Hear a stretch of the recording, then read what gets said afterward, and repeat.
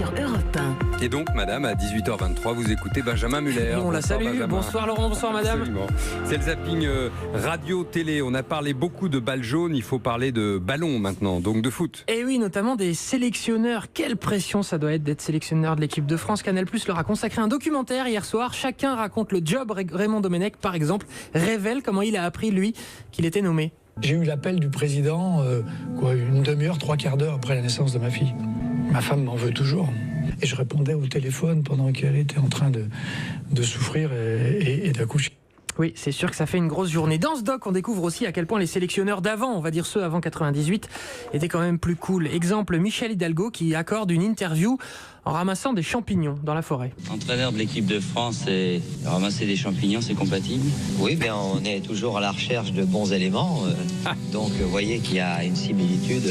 Méfiez-vous des amanites phalloïdes. Oui, une En similitude football aussi. assez évidente. Et après tout, le foot, ça reste que du foot. C'est d'ailleurs tout le propos d'un autre ex, un certain Michel Platini. J'ai toujours pensé que le football n'était qu'un jeu. Et on doit toujours, je pense, garder en tête que le football n'est qu'un jeu.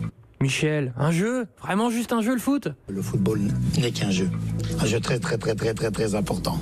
Mais qu'un jeu. Eh oui, c'est pas un jeu comme les autres quand même. Vous parliez de l'équipe de France 98, elle sera à l'honneur dans quelques jours. Eh bien, à l'occasion d'un match entre les joueurs de 98 et une équipe des meilleurs joueurs du monde de l'époque, ce matin sur Europe 1, Lilian Thuram a mis l'eau à la bouche des fans de foot sur cette équipe qu'on appellera l'équipe FIFA. Il va avoir du beau monde. Figo, normalement, Ronaldo.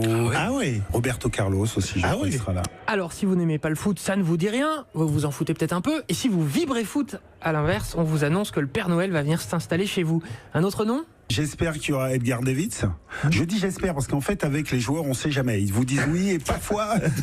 Eh oui, les footballeurs, ces êtres à part. D'ailleurs, ceux qui sont en ce moment en équipe de France, comment occupent-ils leur journée en dehors des entraînements ?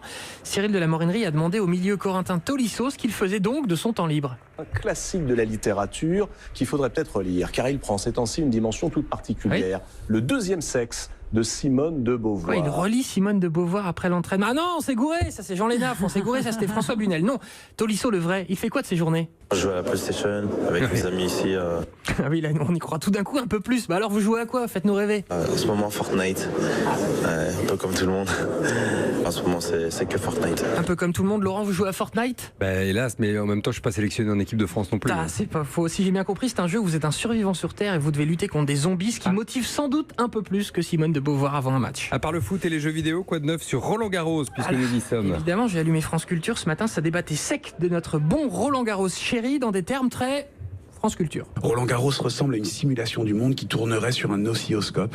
La balle décrit des petites paraboles sur un fond constitué d'un quadrillage vert fluorescent. Exactement, franchement c'est bien dit, c'est exactement ça. Les deux joueurs sont bien de même taille, mais les lignes du terrain sont disposées de telle sorte que celui du fond a l'air tout petit.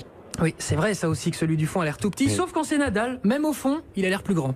Tiens, l'économiste Daniel Cohen, il en pense quoi de Nadal ? Je suis un fan absolu de Federer et chaque fois que Nadal marque des points, ça me rend malade. Et donc j'espère que dans ce Roland Garros surgira une alternative à Nadal qui permettra à Federer de garder son avance.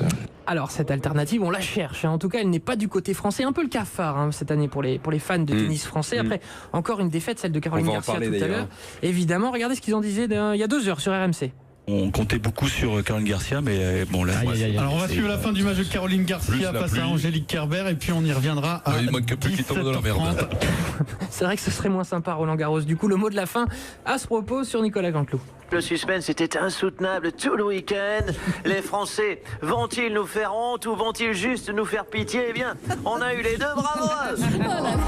Voilà, jamais déçu de ce point de vue-là. Benjamin Muller, jamais déçu non plus avec vous. À demain, Benjamin. Bonne soirée.